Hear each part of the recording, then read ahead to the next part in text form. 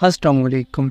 حضرت محمد صلی اللہ علیہ وسلم نے ہمیں کیوں زیر ناف بالوں اور بغلوں کی صفائی کا حکم دیا ہے؟ اگر کوئی ایسا نہیں کرتا تو اس کے جسم کے ساتھ کیا ہوتا ہے؟ اور 40 دن سے زائد بغل اور زیر ناف بال نہ کاٹے جائیں تو تب کیا ہوتا ہے؟ اور کیا ان بالوں کے بڑھنے کا اثر نماز اور دیگر عبادتوں پر بھی ہوتا ہے؟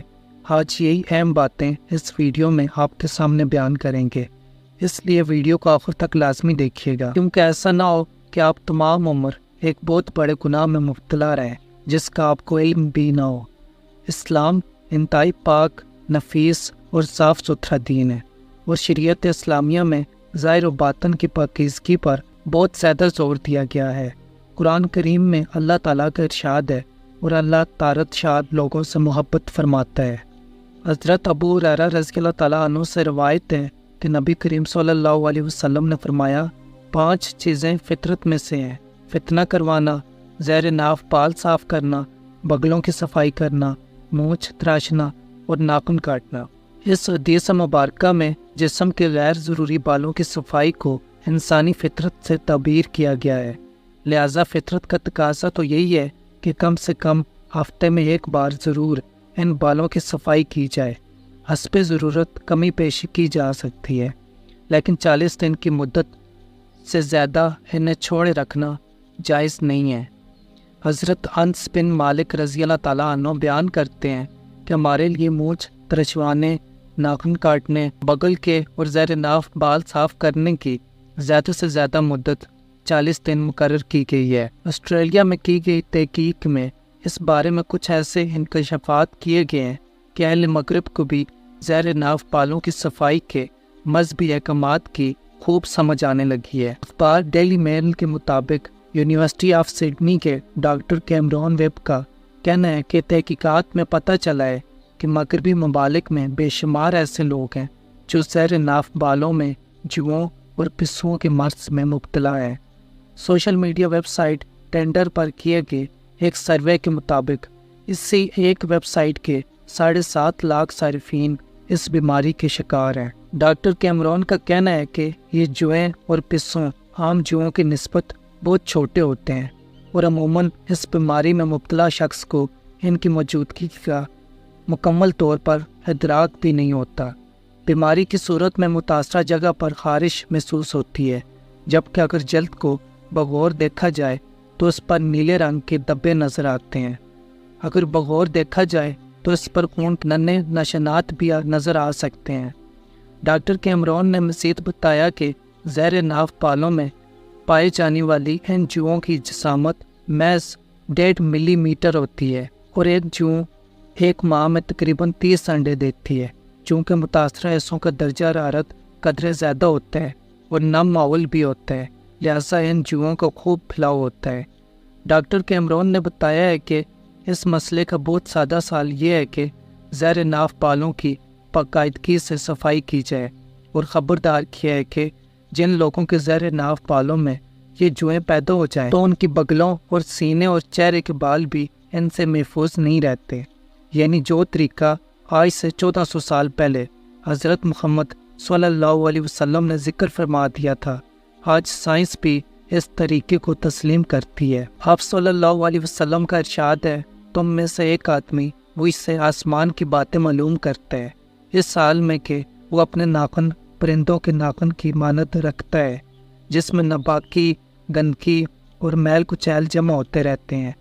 حضرت انس رضی اللہ تعالیٰ عنہ سے مروی ہے کہ ایک مرتبہ چند دنوں تک حضرت جبرائیل علیہ السلام کی آمد نہ ہوئی تو بعض صحابہ نے اس بارے میں دریافت کیا کہ آخر جبرائیل علیہ السلام کیوں نہیں آ رہے، تو رسول اللہ صلی اللہ علیہ وسلم نے ارشاد فرمایا، آخر وہ ہمارے پاس آنے میں تاخیر کیوں نہ کریں جبکہ تم لوگ ہمارے پاس رہتے ہو، اور تم لوگوں کا حال یہ ہے کہ نہ تم مسواک کرتے ہو، نہ ناخن تراشتے ہو، نہ مونچھ کاٹتے ہو، اور نہ ہی نباجب یعنی انگلیوں کے جاڑ کے جوڑ کو صاف کرتے ہو۔ زیر ناف بالوں کو صاف کرنا، ناخن کاٹنے، بغل کے بالوں کو صاف کرنے اور مونچھ کاٹنے کا حکم بھی در حقیقت اسلام کی طارت پسندی کا ایک مظہر ہے۔